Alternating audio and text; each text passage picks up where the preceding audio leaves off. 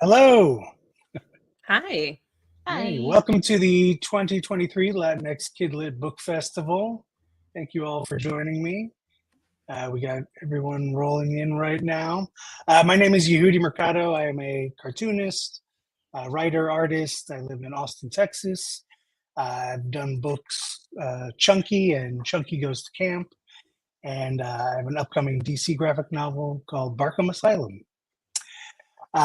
Before we start, please read our anti-harassment policy in the chat box. Should be there now. And don't forget to subscribe to the Latinx Kidlit Book Festival YouTube channel. And if you are a school, classroom librarian, or educator joining us, our school visit fund is back. Yay. You can enter to win a free virtual visit from a Latinx author or illustrator for your classroom or library. And you can find the link to the entry form in the chat as well. So thank you. We're here. This is an amazing festival. They do an amazing job. So thank you for having me. Let's get started with introducing our panel. Monica, why don't you introduce yourself? Tell us about your book, where you started, all that good stuff. Hi, all. Thank you so much, Yehudi. I'm Monica Magaña, and I am the illustrator for Doña Quixote, Rise of the Night, written by Ray Terciero. And I started in art school and, kind of bouncing around in the film and animation industry and eventually landed somewhere in the publishing world. So that's me. How is it working with a writer? Was this the first time you've worked with another writer? This is the first time I've done comics in general. This is my debut graphic novel. I was working in animation previously, and I was contacted by the author and the editor. So it was, honestly, it was a phenomenal pairing because Ray has been wonderful in the way that he crafts his scripts is very clear and very easy to work off of. So I was incredibly lucky to have Ray as my first writer. Nice. Christine, why don't you introduce yourself? Sure. Hi, I'm Christine Suggs. My pronouns are they, them, theirs, and I'm coming to you from beautiful Dallas, Texas. It's finally beautiful now. It's mostly not, but it's livable at the moment. And I am the author and illustrator of Mija. This is my first book, my baby. And it's a YA memoir about going to Mexico to visit my grandmother and my tia and my grandfather. And, I'm half Mexican, so I'm stealth. And I don't speak Spanish fluently. So there's a lot of weird feelings about that. Neither do I. Yeah. Yay. It's not just me. I speak it. And you're in Canada, right? So, Yes, I am in Vancouver, Canada, though I am originally from Los Angeles, California. Grew up and raised there, and my family half Mexican as well, and half El Salvadorian. So yeah. there you go. Yeah, it was yeah. So I was born in Mexico, raised primarily in Houston, Texas. But my father, I feel like he had such a hard time with English that he didn't want any of us to speak Spanish. So that's why it's like, they wanted us to speak English primarily. So, I but find I that, always regret that. yeah, Yeah. I have some friends from Arizona and Texas, and they all kind of have the same experience. But I find it's interesting. In California, most of our families kind of wanted us to keep the tradition and the language. So my family at least made it very, very clear that I had to keep it up. That's good. That's good. Yeah. Right. All right. Let us kick off with the discussion. Well, first of all, so Monica, when you were working in animation, were you coming up with original ideas and pitching stuff, and then?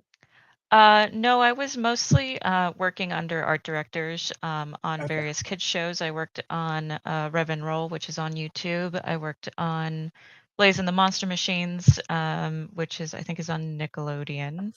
Go Dog Go, which was Netflix and DreamWorks, and then I was on the last couple of seasons of Polly Pocket, which I think Oh, is also on Netflix. But it was all under a studio here in Vancouver. yeah, So it was mostly just working off of like what the art directors were kind of handing down as far as like style and concepts. I did get to like create a few characters myself and have a little bit of creative freedom there, but for the most part, it was working off of other people's IPs and IPs are intellectual property. yeah, For those that are not aware. And so there wasn't a lot of like my own like trying to pitch my own stories or anything. I'm much more of like I love collaborating with writers and people that are story crafters. That's just it's a big fun part for me to help a writer develop their visual yeah, language. And so I was much more interested in sticking with just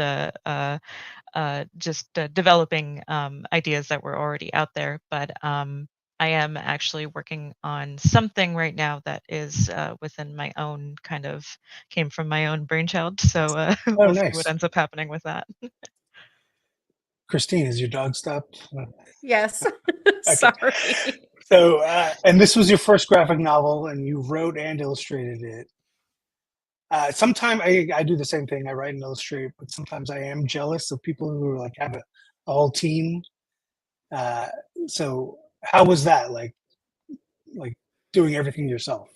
Yeah, I mean, it was a lot. I Yeah, mean, I've been writing comics and drawing comics both for several years, just mostly online and Instagram and stuff. And so the biggest challenge for me was kind of transitioning from that really short, 10 slide format into something long form. And I'd never tackled like this thing is like 330 pages. So wow, yeah, I had never like attempted anything that long. And so I was really just going with my gut in a lot of these decisions, like, sure, I guess, and working in print for the, first time, really, it was just a yeah. lot of like, let's just see what happens. Yeah, that's what I find because most of my first batch of graphic novels were like pitches for animated shows. Oh, we got Camilo. Yeah, Hey, Yay! I'm Hi. sorry. I totally messed the time zone, so I'm very sorry. a It's okay. special guest appearance, Camilo Moncada. Uh, go ahead and introduce yourself, Camilo. Tell us about yourself, your book, how you started. Oh, yeah, sure. My name is Camilo Moncada. I'm from Mexico, and uh, the book I'm working on is named Codex Black. It's a Mesoamerican themed adventure focused in the adventures of Doña Quixote, who are a Zapotec girl and an Aztec boy. And it actually started as a webcomic series that I began as a passion project. And I posted online for a couple years until I was reached out by IDW, and now it's being published as a graphic novel series. And well, it's part of a bigger universe in which I have been working on different stories throughout my youth and later years. And Codex Black at first began as a sort of warm up in which I wanted to get my hands dirty because I had this other big story I wanted to work on, and Codex Black was more like I want to test myself at writing stories, and it eventually grew much bigger than I had expected at the beginning, and right now it's the story I'm focusing in, and well, I'm very happy that people seem to be enjoying it so far. Nice. That's exciting. Yeah, like, so when I speak in front of kids and do school visits and they ask me, like, how do you make a graphic novel? And I always tell them to start small, start short, start with a 4-panel comic. And if you can tell an entire story in 4 panels, then you've got the nugget and structure of a story. Like, then you can expand to 300 pages later. But start with 4 panels, and then finish that 4-panel comic, put it aside, start another one, and then keep doing that. Like, just keep cranking out 4-panel comics until you've really like worked out the kinks and worked out your own style. And sort of it's about listening to your inner voice, right? It's like tapping into that, and like, what do you want to say with these stories? And that'll all come out in practice. Like, you got to do. Like, a lot of kids, like, they want to start with giant stories and then they kind of freeze up, right? Like, it's too daunting because like writing and drawing a graphic novel is like climbing a mountain. So like, you can really just like, any excuse to not finish it is, there's plenty. So it's all about like starting small and then gaining that confidence. So yeah, well, actually, let's actually get started with what we're going to do. We're going to do a little drawing, and we're going to be talking about story in 4-panel comics. Story, 4-panel comic. Yeah, see that? So the nugget of the 4-panel comic is the way I do it. It's a little too small, but setup is the first one. So you set it up, get to know your main character, sort of in a snapshot, like what's their deal. And you introduce a conflict. Like, what is your main character going to have to face? Then the climax, like whatever sort of like how they attempt to get over that conflict, what's going to happen, and then the resolution. So that's generally how I structure. And, then that's the same structure of any story. So, and you can expand this same structure to 300 pages. But for now, we're going to do 4 panels. So let us get some suggestions from the audience on a possible main character. Every story needs a main character. And every story is about conflict. So when we're picking a main character, let's also try to think of like, okay, what challenges might they face? While we are waiting for suggestions, main character suggestions, let's, do we have a question from the audience, right? We have some banked questions.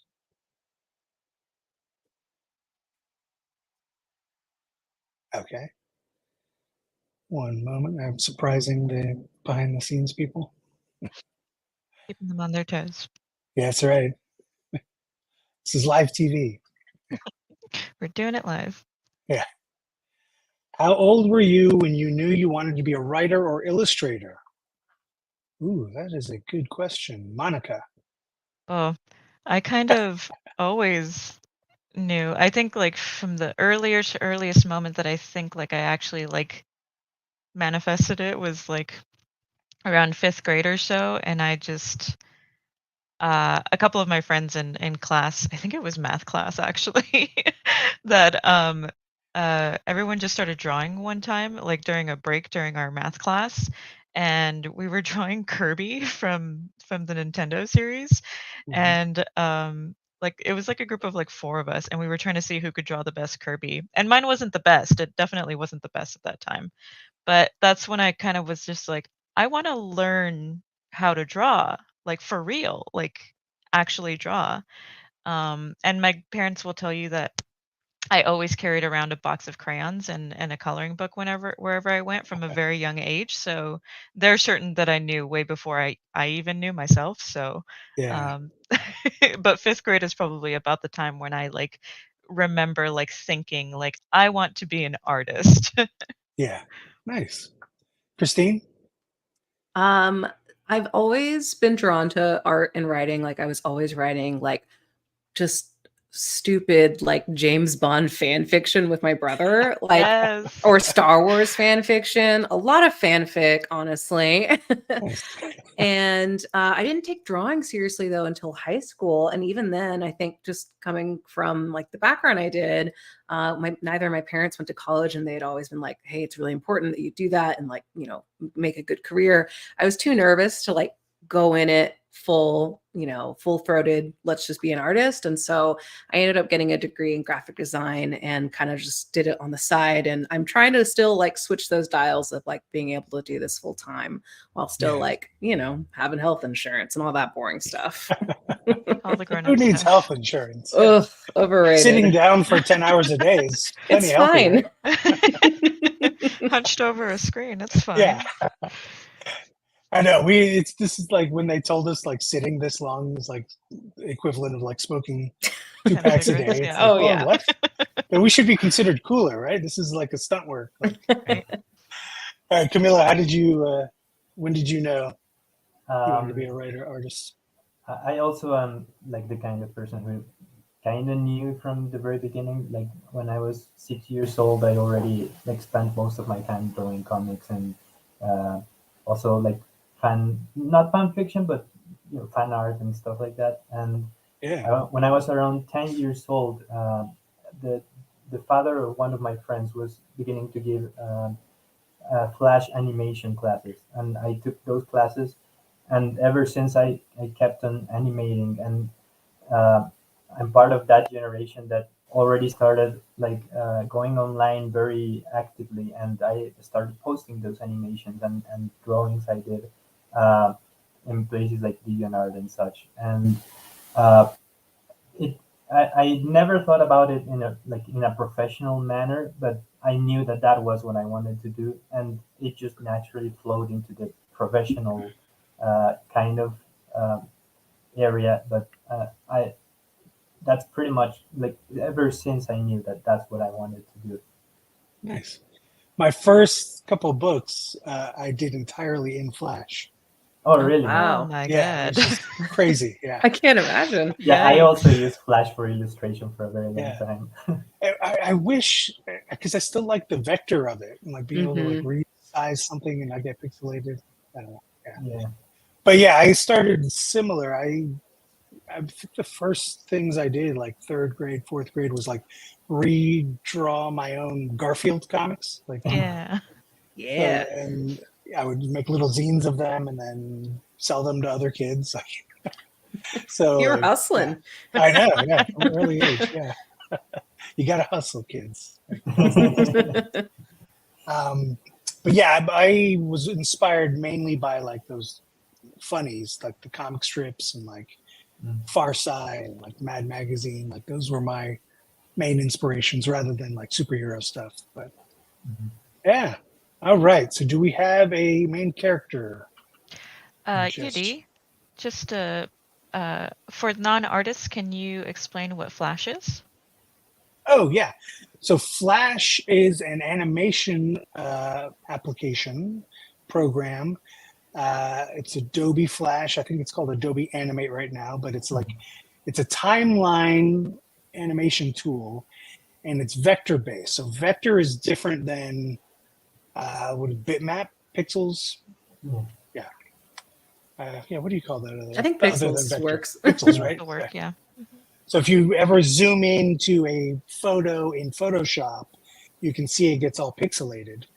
But in Flash, it's vector, so you can zoom in and see just a crisp line because it's all math basically. And so it was used as an online animation tool for a long time.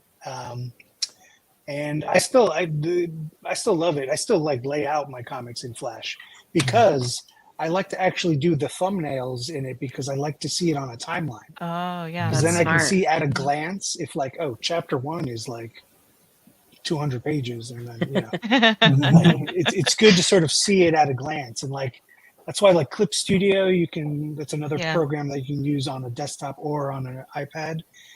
It's just files. Like you can't really like tell the flow of a whole book because it just looks like like you're looking at your file folder. But like in Flash, you can see it on a timeline. So I don't know. I think I Procreate like is also implementing something like that. Yeah, they have but a like big you can't update do coming. layers, right? You can't do layers. Well, I on know they're different coming out frames. with a specific animation program later this year. I know there's a big upgrade. Yeah, which I think might be more suited towards what you're talking about. So we'll see. We'll see what's up with that. Yeah. Yeah. All right.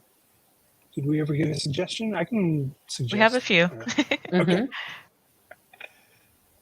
Oh, that's a middle school Latino boy who gets in a Mexican market. Okay.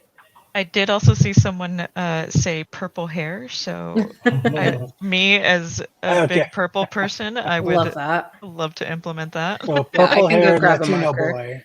All right, everybody start sketching a purple haired Latino boy. Okay. Here we So go. think of like why he's got purple hair. What kind of little boy has purple hair? What's he into? And then sort of what's his conflict going to be?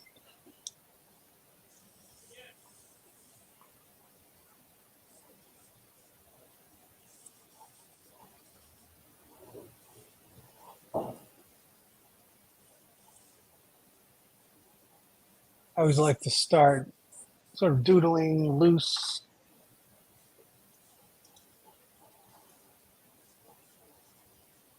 I also notice when kids start drawing, they just want to do the crisp outline, and then they basically want to start with like a finished drawing. But I always encourage kids to just like be loose and sketch. This isn't the final product. This is the idea.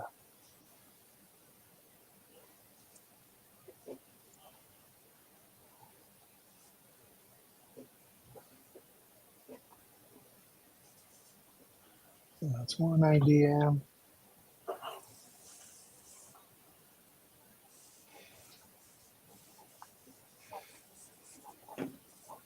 I don't know if you've had different hairstyles growing up. I used to have a big bouffant. I was given the bowl cut until I was about 10. Nice. And it was the bane of my existence. You look back on your old school photos and it was a horror show. An absolute horror show.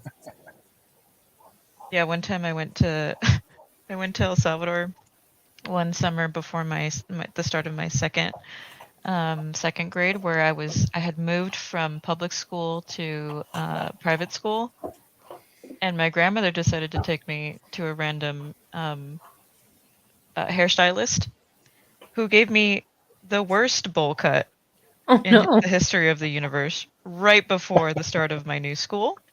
Of course, that's always the way it is, right? It was. Is there a worse bowl cut though? Yeah. It was like not even is the problem. It was too short and uneven. It was the worst. Oh man.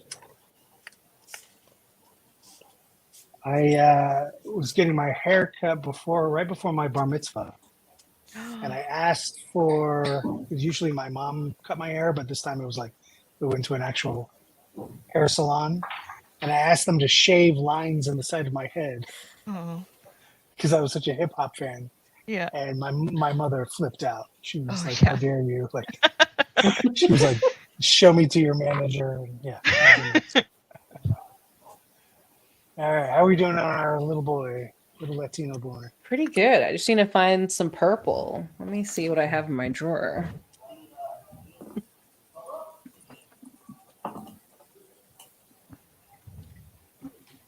And yeah, I don't have much purple. That's so weird. Yeah, I've got pink. Yeah. We were stumped with the first one. I'm gonna see if I can layer real quick and make some purple. It might not work. Yeah. If not, I've been doing all my Drawtober drawings in purple. oh yeah, Oh, so you're nice. prepared. So Yeah. I have all of my purple stuff out. Oh, I did it. Okay, great. Thank you, Posca markers. Yay. Costco? Posca? Like Oh, the Posca. yeah, the paint pens. They're really fun to play with. Nice. Yeah.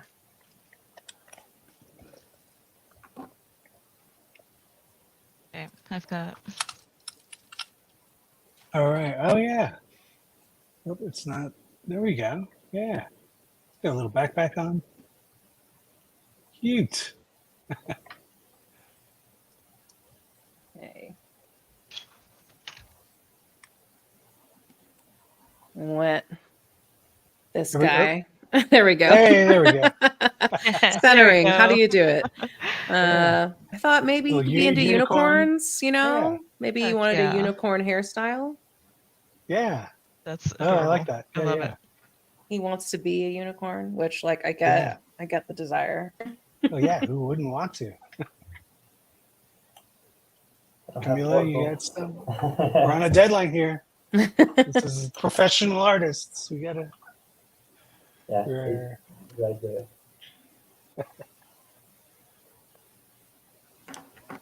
Christine, how was it like as a memoir? You got to draw yourself. How was that? I'm weirdly really good at drawing myself. I mostly do autobiographical work, so it was pretty natural, honestly. Yeah, that's like the thing I go to when I'm stuck is like just Okay. drawing a comic about my day or whatever. So I do it a Oh, lot. see, that's good. Yeah, Chunky is my autobiography, and it's like that. It was weird, like designing myself as a kid. Like, That was the weirder part is like going back in time and like looking up Yeah. reference photos and like, oh, is that what I looked like? Okay. see, I didn't do that. I think I should have, but like, yeah. I It's had weird. some like big swoopy anime hair situation going on. It was a lot. Nice. All right, Camilo, what's going on? I'm trying to simulate the purple. We'll just adjust the Yeah. color balance. Here, Hey, there we go. Oh, cute. Cute. Looks like he's ready for action. Yeah, he's ready to go. a visit to the market. Okay. All right, so this purple hair boy goes to market. Let's get some conflict suggestions. Did we get any conflict suggestions? Maybe I should have prompted that earlier. He's lost in the Mercado. All right. And he gets in an anime. Okay. All right, so this purple hair boy goes to market, gets lost, and then gets in a fight with an anime version of himself. Okay. All right. So then, if we're going by our simple rules, so setup is we'll probably see him entering the market, saying something like, I hope I don't get lost, you know, something that sets it up. Establishing shot. Yeah.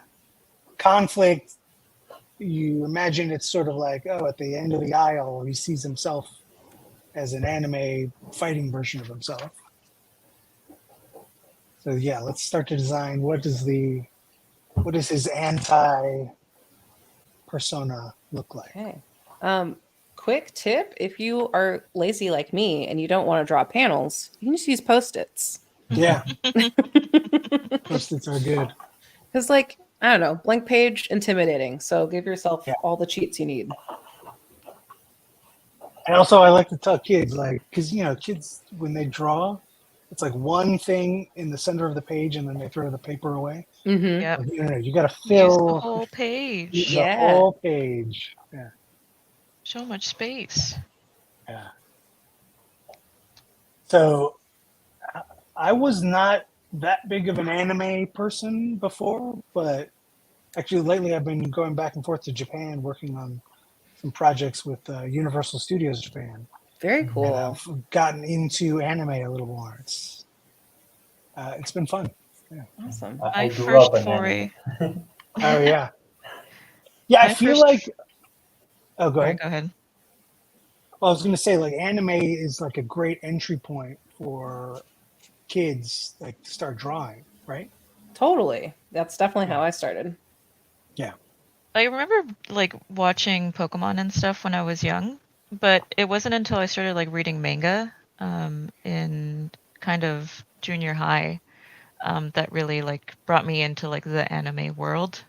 Um, and that's kind of when I first started like learning about graphic novels was through manga. Yeah, that is what is amazing in Japan. It's like graphic novels and animation here, it's still considered kid stuff. Mm-hmm. But in Japan, it's Mm-hmm. like, it's just another medium, you know? It's like Yeah, you can have totally. kids stuff, teen stuff, adult stuff, like drama, like heavy drama. I went to go see the new Miyazaki film. It's not even out anywhere, but like it's out in Japan, Oh, and it cool. was, but it wasn't subtitled, so Oh, I don't speak Oh, I didn't think Japanese. about that. But it was just so beautiful to watch and like sit in the audience and just sort of experience it.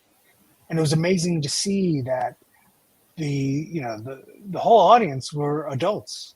It was like mm-hmm. some guys in suits and stuff. It's like you would never see that in America.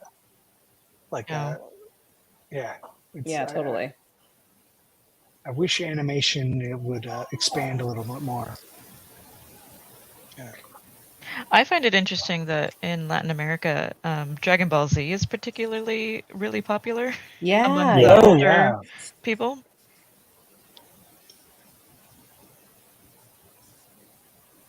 Yeah, you see it everywhere here.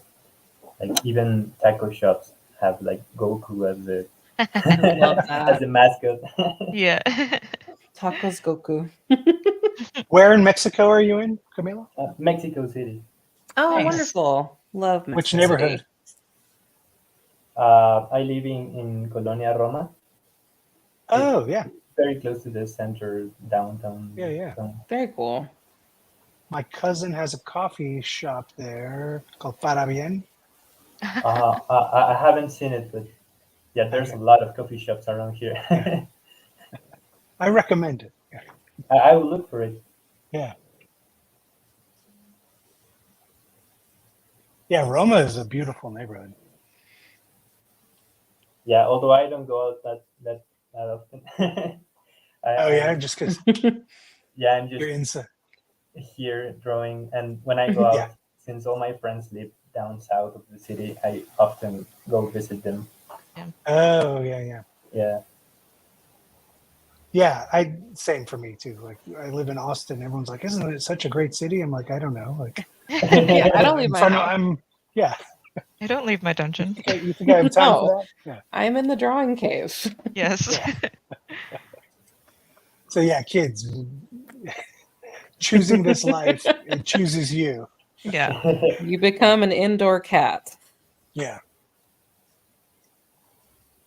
Yeah. What do you do to stay active? Stretching? Any back problems? Like, because that's part of it for sure, right? Definitely. Yeah. I try and do at least like there's like a bunch of YouTube videos of like yoga sessions that are out there for free. So I try to do like at least a 15 to 30-minute yoga video a day. And I've been very fortunate that I haven't developed any back pain from that. But for sure, like my wrists and my fingers tend to like will get stiff every once in a while. So making sure that I'm doing stretches is very important. I have like a little 5-minute morning arm stretch routine that I do. Oh, nice. But yeah, I've found actually, even if it's just literally just the most minor thing, is just do like a couple of sets of squats a day, and it'll help your back immensely.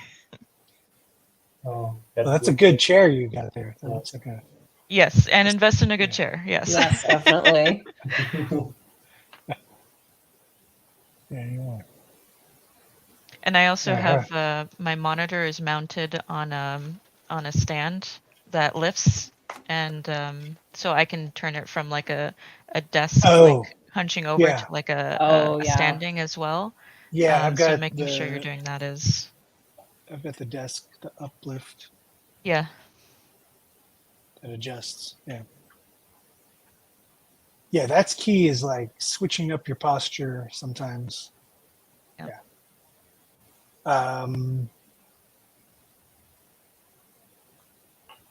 All right, how are we doing with our Lost Boy meeting his anime doppelganger?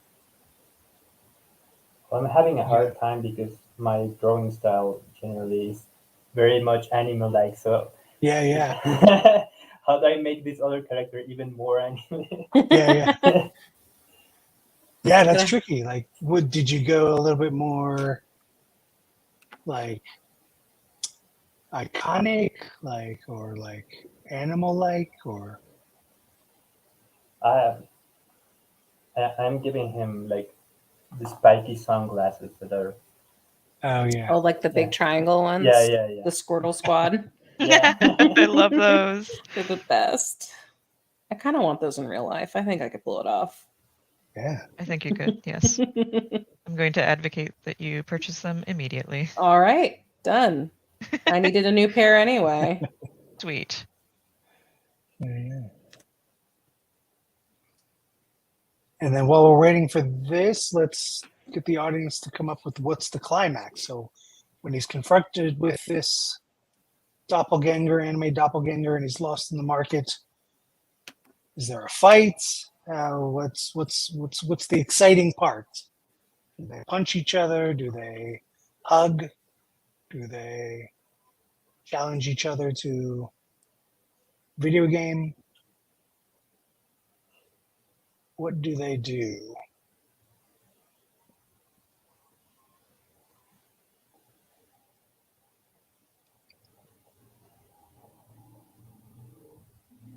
What do they do? What's your favorite anime, Camilo? Mine is called, in English, I think they call it Guren Lagann. It's about giant robots. And Okay. They rap against one another. Okay, I like that. Ooh, okay. That's cool. A rap battle. Okay. So I think I've got. favorite is still. Oh, go ahead. Oh, okay. I was going to do a little drawing update. So we've got like he's overwhelmed by how many cool weird fruits there are, and he gets distracted by some great looking mangoes, and then his like little shadow self is peeking around the corner. Oh yeah. I went with like a dark link sort of technique. Yeah. And so now what does the rap battle look like? Oh, that's a good question.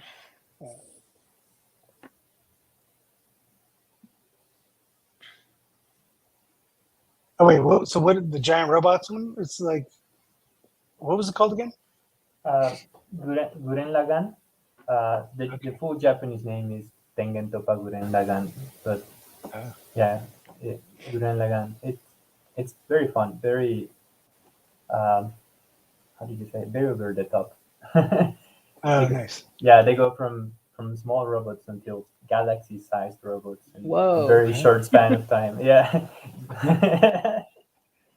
Yeah, in Tokyo, I went to go see that life-size Gundam robot. Oh, in Yokohama.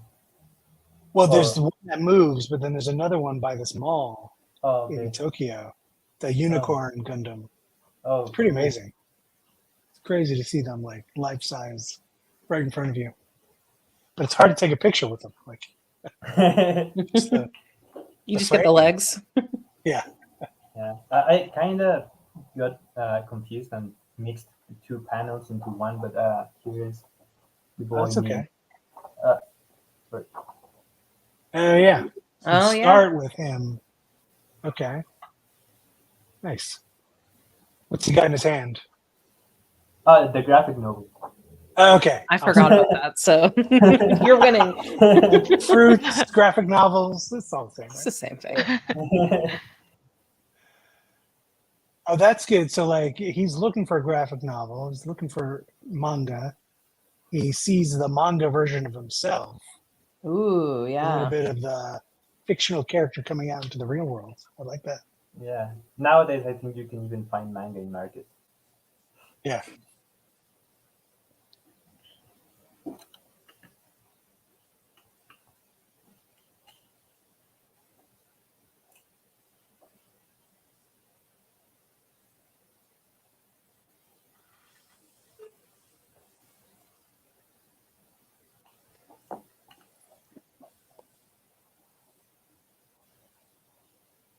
Yeah, I'm still getting used to drawing the big anime eyes.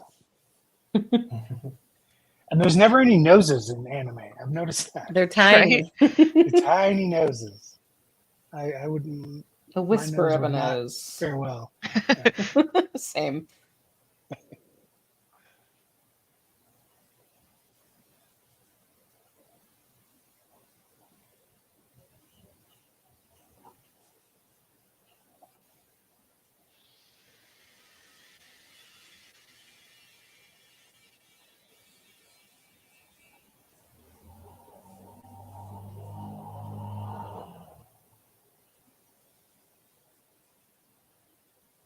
I hope you kids at home are drawing as well. You're supposed to be drawing.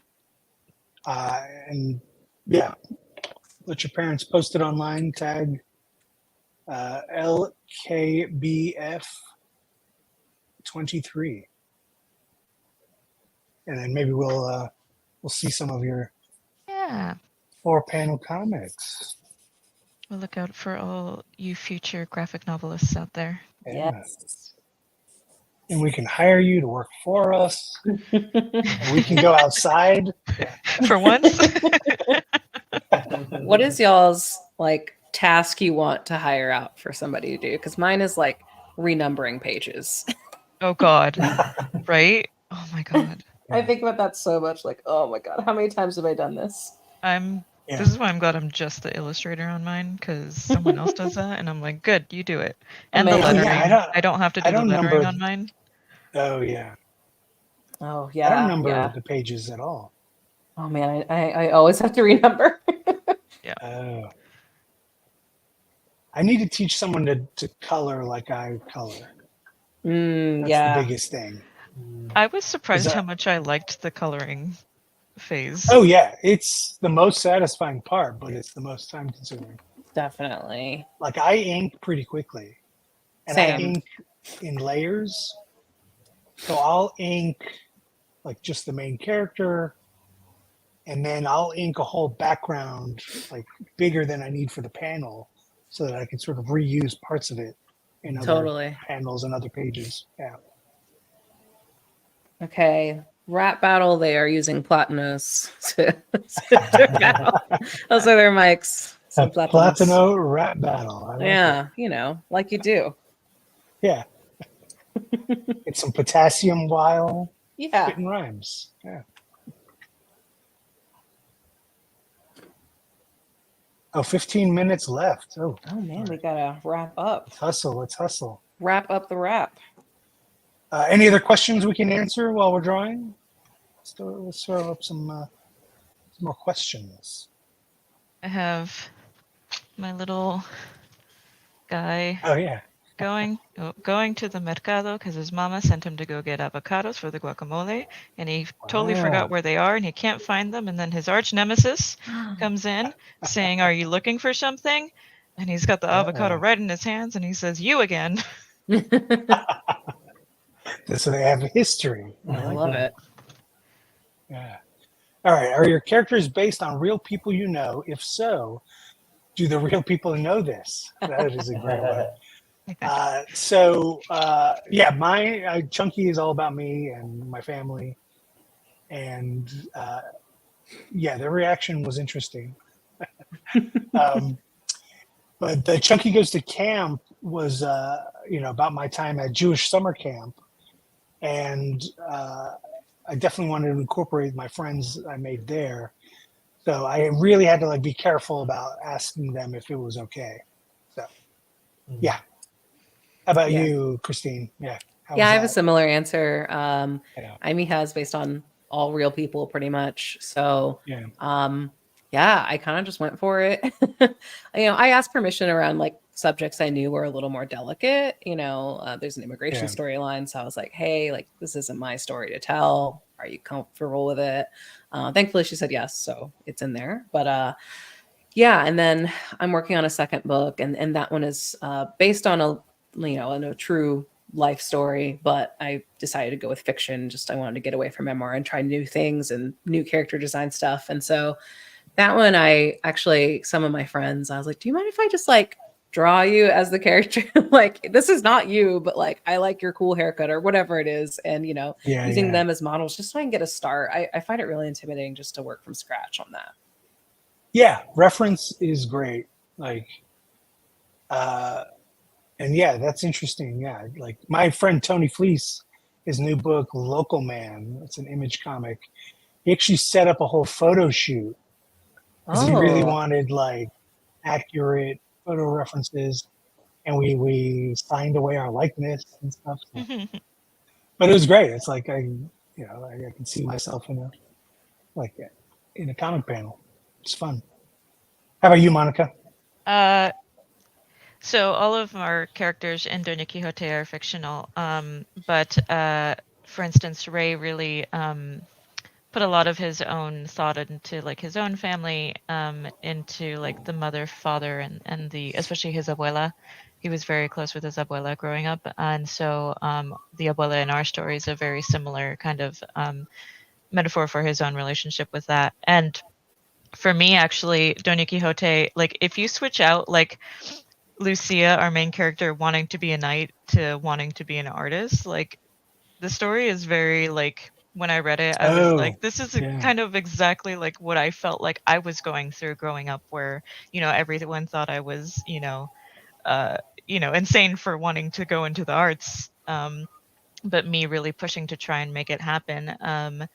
And so a lot of the characters within Doña Quixote, I've kind of the mom in this one, I've kind of modeled her look after kind of how I remember my mom being at that time.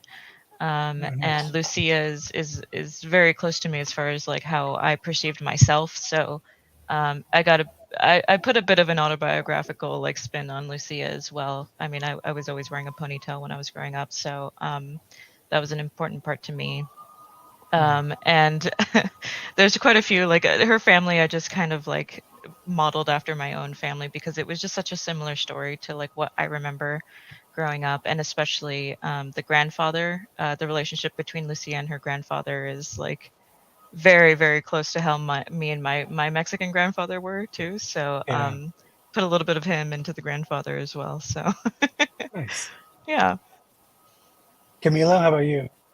I think I'm the only one who doesn't actually put any of real people. You reject all real people. No reality. Yeah. I think all my characters, in a sense, are a reflection of something from myself. So it's more of a more personal thing in which I feel that my fantasy is something I escape towards. So if I put too much of reality in it, it doesn't make sense to escape into it anymore. Something like that. So if you're trying to escape, you don't want the reality next to you. Yeah. I mean, of course, characters are somewhat shaped by our own experiences and also the people we get to know through life. But I don't think there's a character I could pinpoint to a specific person I drew inspiration from. It might take time. If you revisit it in 10 years, you're going to be like, oh, I was really going through something. Yeah. True. Okay. I made up an ending. I don't know. Oh, okay. I hope that's okay. Yeah. They How does the rap realized, battle, yeah, the resolution. they realized they're better together, There you go. and they're going to be a rap duo now. Nice. Not enough rap duos anymore. Yeah. Right? Where did those go? Yeah, it's always just a It's always featured. featuring. Yeah. I miss the rap duo. Salt and pepper for the Kids win. out there, fight for the rap duos. All right. What's that other next question from Brian?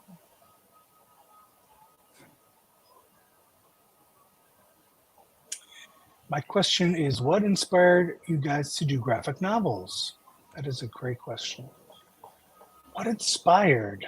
Monica, why don't you take this one first? I kind of, I was never really focused on doing graphic novels. My whole like artistic journey has been learning how to draw and paint as well as I can.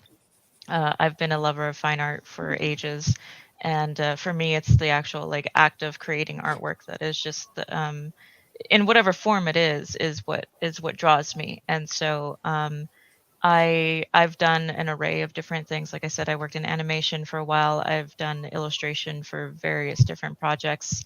I've done illustrating for board games, card games. Just for me, it's whatever the project that's calling to me at the time. And so when I got the call from Ray and from our editor Brian, if I wanted to do the graphic novel, I wasn't sure at the time because I was like, I've never done book layout before. Like I've never done a comic page layout before. I've done storyboarding for film and advertisement. I'm like, but I've never done a book, like, and let alone 235 pages straight.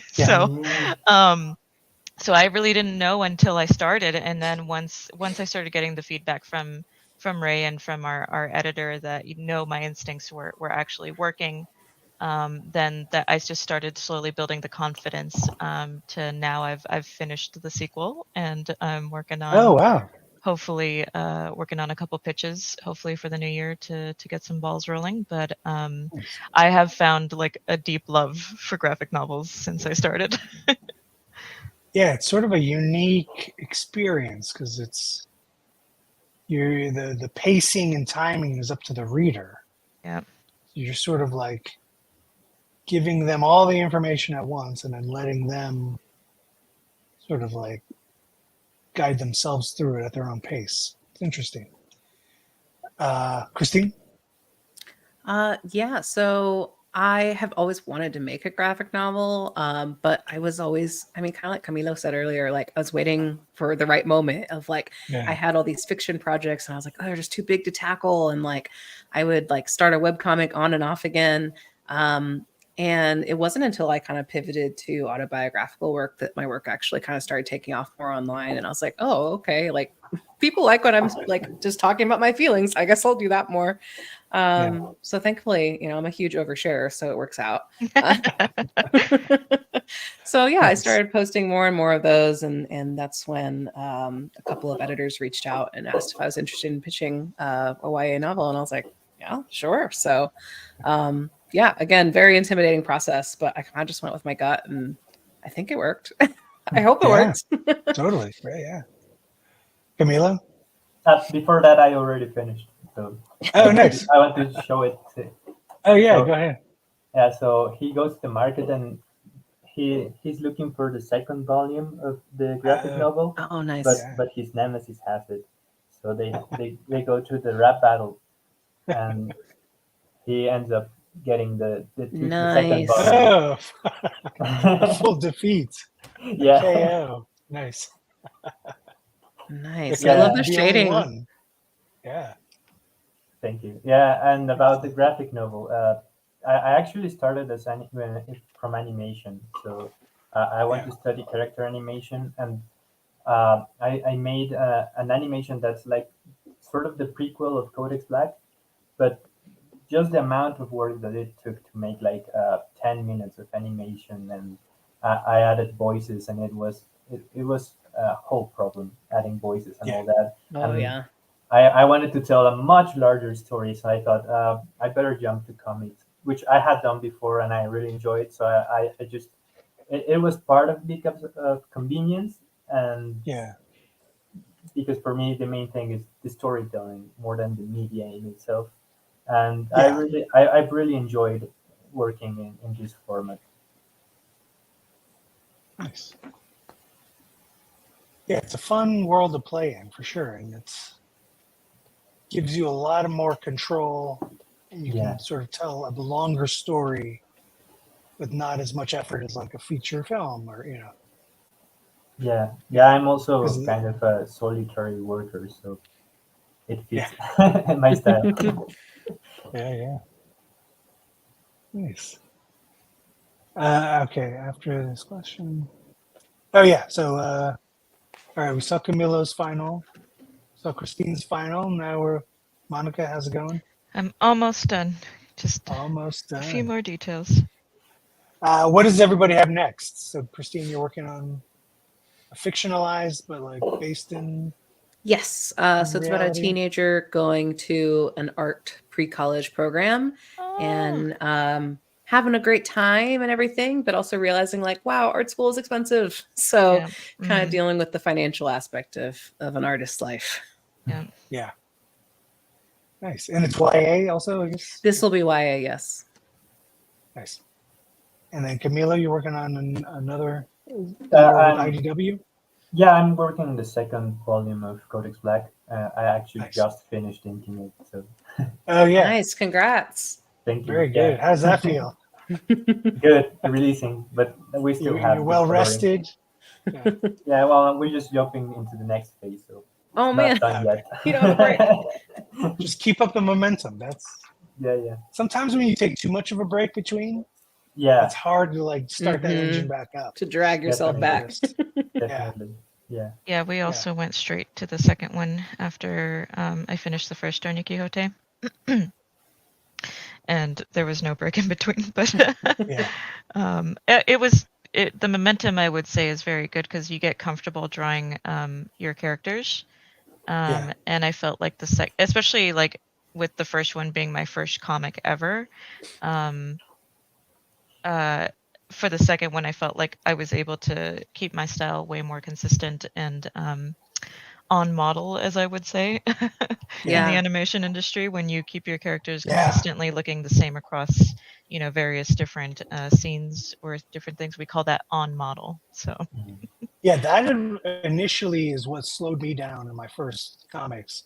Coming from Definitely. animation, you're taught to like make it super on model.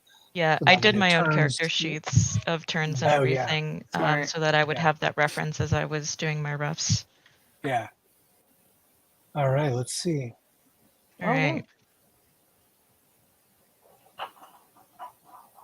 Oh, and then they want everybody to show it all at once.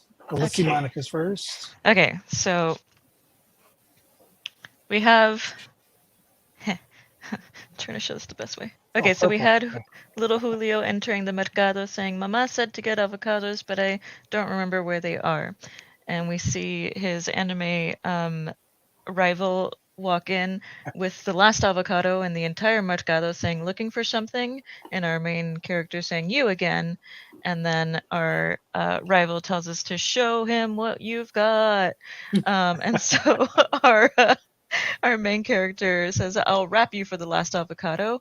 And he puts on such a beautiful performance that his rival has no other recourse than to say, that rap was too good. Your prize, our Prince of the Mercado. And our main character is like, thanks, question mark. Nice. Love Excellent. All right, everybody show them all at once. Look at that. How many panels do you get? Like four, like three amazing stories and me blabbing. Excellent. All right. Okay, I guess that's it. All right. Thank you, everybody. Thanks for coming. Thanks for attending the Latinx Kidlit Book Festival. Gracias por estar con nosotros para Nombre de evento y el Latinx Kidlit Book Festival. How was that? 10 Perfect. out of 10. All right, thanks. Thanks, all. Thank you. Thank you.